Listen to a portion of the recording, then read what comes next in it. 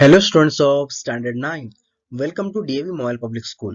I am your social science teacher Nitin Pushpatode. Students, today I will take the revision of People as a Resource part first. So let's start our today's online session. Human resources. Students, what about the human resources? Listen, working population of a country, the existing productive skills and abilities are known as the human resources. Okay, so that means they consider as a people as a resource. Students, population is an asset for the economy of a country. Students, what do you mean by the asset? Listen, asset means a useful or valuable thing or person. And liability, what about that? Listen, a liability is something a person or company owes, usually a sum of money. So students, asset and liability include in a human resources. They play a major role in the economy growth of a country. Students, the given picture depicts message about the human resources. Next point is classification of activities in various sectors. Okay, students, there are many activities. Activities which add values to the national economy. They are called the economic activities or market activities. Students, these activities are classified into three sectors: primary sector, secondary sector, and tertiary sector. First, primary sector. Listen, students, all activities which harvest or extract natural products from the earth or natural resources are classified in this category. For example, students, agriculture, forestry, dairy farming, animal husbandry, fishery, poultry farming, mining, etc. These are the examples of primary sectors. These activities harvest or extract from the natural products, okay, from the earth or any other resources. So students, these are the primary sector activities. Okay, students, what about the secondary sector activities? Listen, all manufacturing processes and construction activities are included in the secondary sector. For example, students, sugarcane from the farm, that means this is the primary sector. Okay, sugarcane from farm just are transported towards the sugar industry for manufacturing the sugar. So it's called the secondary activity. That means students, using products from the primary sector for manufacturing of the finishing goods. Okay, these activities are included in the secondary sectors. So in such a way that students, all manufacturing processes and construction activities are included in the secondary sector. Then next, tertiary sector. Listen, students, all activities which support the primary and secondary sectors are classified in the tertiary sector. Listen, students, these include trade, transportation, communication, education, sales and services, health, tourism, banking, insurance, legal services. These are the tertiary sector activities. That means all services which are provided by the government and the other organizations are included in the tertiary sectors. Okay, so all activities which supported the primary and secondary sectors are classified in the tertiary sector activity. So students, these are the tertiary sectors activities. Okay, given picture depicts the message about the tertiary sector activities.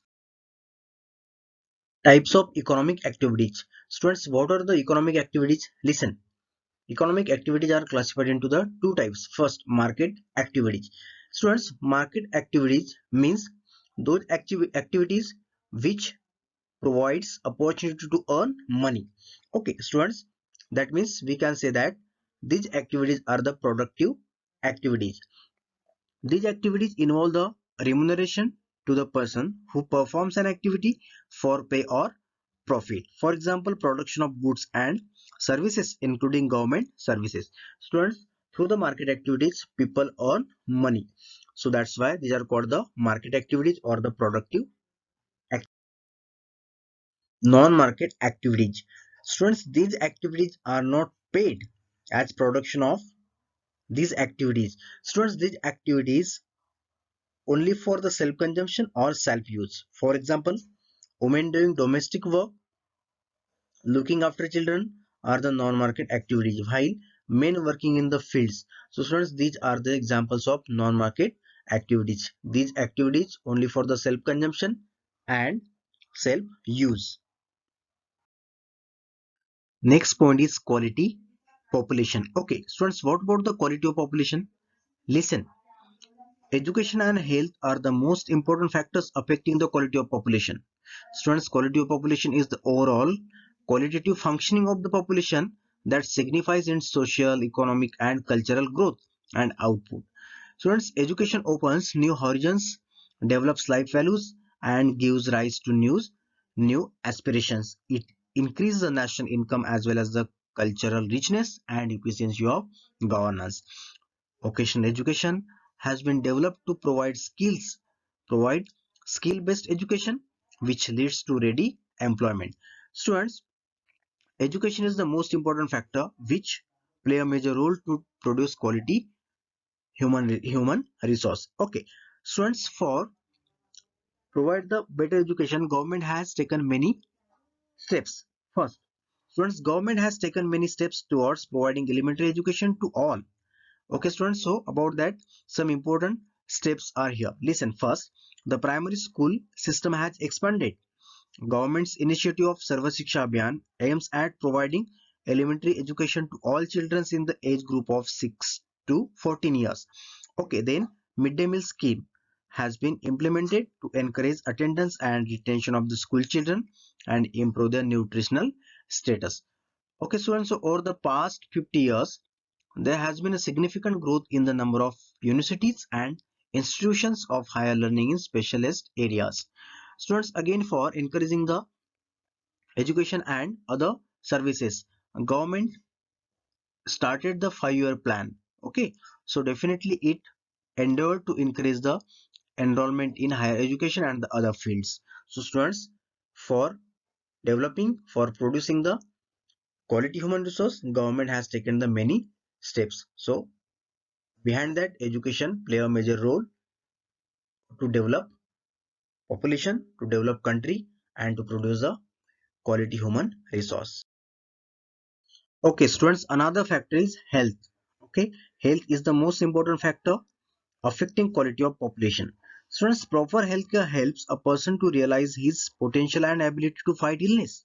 So the government's national policy on health aims at improving the access to healthcare, family welfare, and nutritional services. Students, during the last 50 years, India has built up a vast healthcare, manpower, and infrastructure. Students, what is the result about providing the proper health facilities to the people? Listen, first, expectancy has increased. Okay, then again, the infant mortality rate has come down. Then crude birth rate has dropped. So students, these are the results of better health facilities provided by the government. So students, this is the another most important factor affecting the quality of population. Students, on the basis of today's revised portion, this is your assignment. Students, I will take the revision of remaining portion of this lesson in the next online session. So till then, thank you very much and have a nice day.